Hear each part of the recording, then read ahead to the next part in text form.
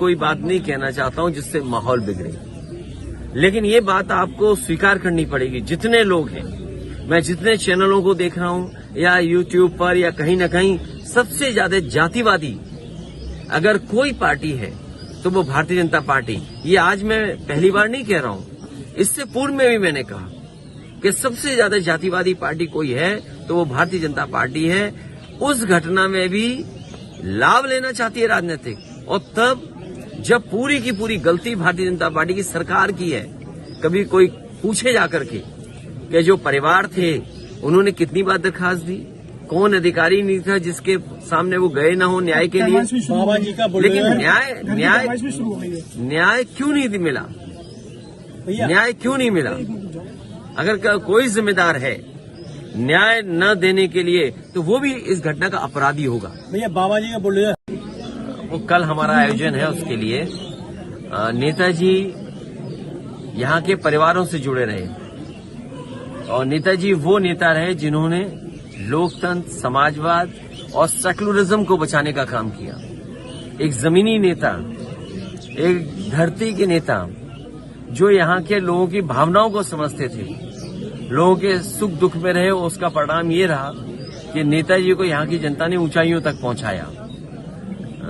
हम लोग उन्हें याद करते हैं, और ऐसे नेता कभी कभी धरती पर आते हैं। हम लोगों को उन्होंने रास्ता दिखाया, न केवल हम समाजवादियों को बल्कि राजनीति में एक नई दिशा दी उन्होंने। इसलिए उनको हमेशा हम लोग याद करेंगे।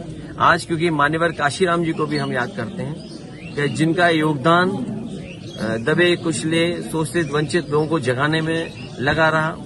बाबा साहब भीमराव अम्बेडकर, उनके सिद्धांत और खासकर बहुजन समाज को जागरूक करने का काम और राजनीति में उनको स्थान देने का काम अगर किसी ने किया है तो मान्यवर काशीराम जी ने किया। मैं आज उनको याद करता हूं, और ये जगह तो वो है जिसने कभी मान्यवर काशीराम जी को बगल की लोकसभा से लोकसभा में भेजने का काम किया था।